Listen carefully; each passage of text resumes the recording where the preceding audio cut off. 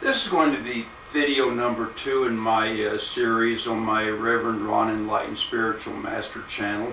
And anyway, the first thing I want to show you here, I'm shooting this in a little different place today. I'm shooting this in the living room here, and I'm sharing the couch here with my little companion, Honey. She's right over there, and she's kind enough to allow me to share the couch with her. So anyway, I'll get right back to my video here.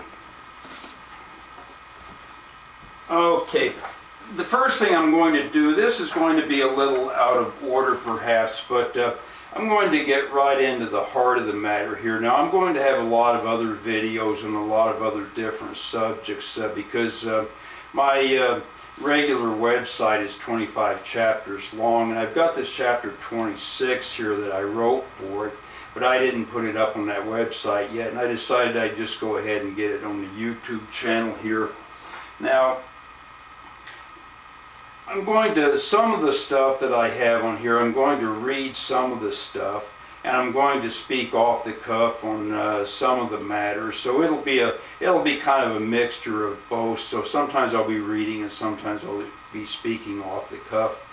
This is going to be chapter 26. It's going to be about spiritual revelation, because that's really what the heart of the matter is all about regarding religion and regarding different religions and stuff like that. Now, I'm going to utilize several examples here and analyze them. And by spiritual revelation, I mean any and all communication from God or any other spiritual power. So with that definition in mind, let's analyze a couple of examples here.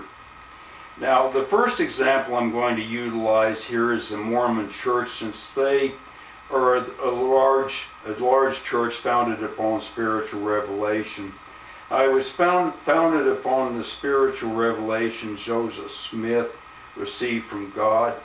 As I understand it from my somewhat limited study of his revelation in the Mormon Church, he received a set of gold plates from the angel Moroni, and in addition talked to the Father, Son, and Holy Ghost in a garden. From this series of spiritual revelations, the Book of Mormon was created and the Mormon Church was founded. The next example I want to utilize is the Course in Miracles. This is a modern text published in 1975 by a Jewish research psychologist named Helen Schucman. She heard an inner voice for 7 years and wrote down everything it told her, and this became the Course in Miracles. The next example I want to utilize is a text called The Disappearance of the Universe by Gary Renard. He spoke with 2 ascended spiritual masters named Art and Persa for once a year and wrote a 409-page text. Now, there's a lot of other examples I could utilize about this. Another one that comes to mind, Pat Rodegast and Judah Stanton wrote Emmanuel's books 1 through 4. Pat Rodegast communicated with a being of golden light named Emmanuel, and she wrote 4 books on that.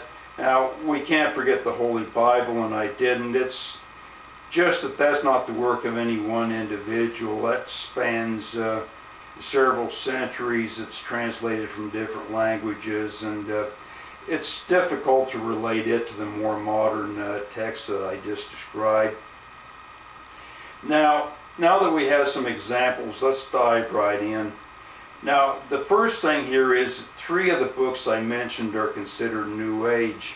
Now, New Age religion is considered the work of the devil by many people on the religious right, the more extreme people.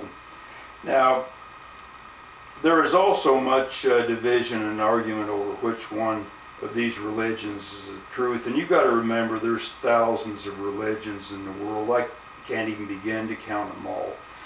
At the more extreme ends of the religious spectrum, we have Islam, which of course teaches that everyone else is the infidel and deserves death.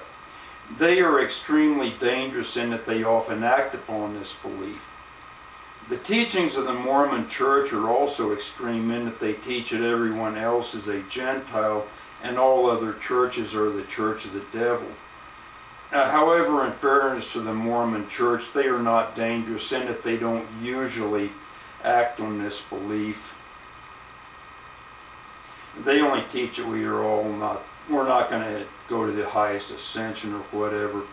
So in the interest of being brief, I will examine Islam, Mormonism, and Christianity as one.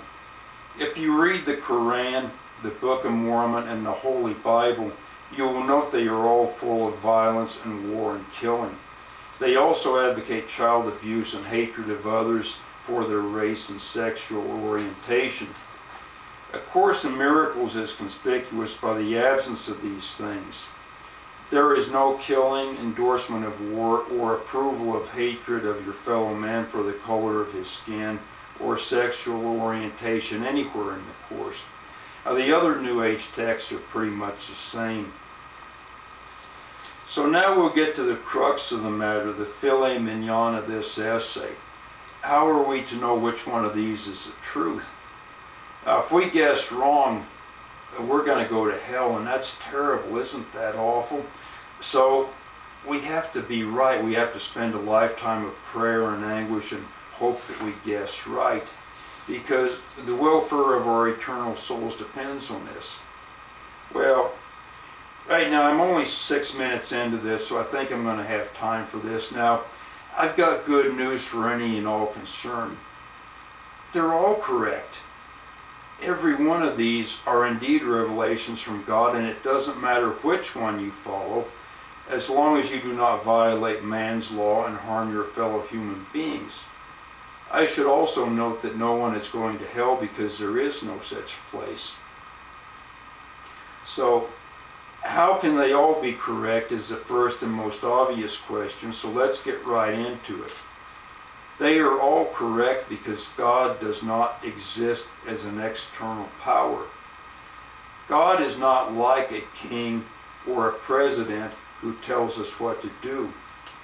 God exists together with each one of us, and anyone is capable of hearing and acting upon the voice of God at any time. The next question is, how can different people receive different revelations? Now, this is a product of the personality of the people and the time they live in. For instance, let's take Joseph Smith as an example. Joseph Smith wanted to enjoy the company of many women and wanted to be a womanizer, but the people of his time didn't approve of it. The people of his time also owned black people as slaves and thought of black people as inferior to white people. Now, these beliefs and general attitude of the people of his time and Joseph Smith's wants and desires would account for his revelation that plural marriage was good and black people were cursed. Let's next utilize Helen Schucman as an example. She was a modern educated person, so one would expect her writings and the revelations from God that she received to reflect that. A modern educated person does not believe war is good or necessary, that children should be beaten, or that it's right to hate someone for the color of their skin, their religious beliefs, or sexual orientation.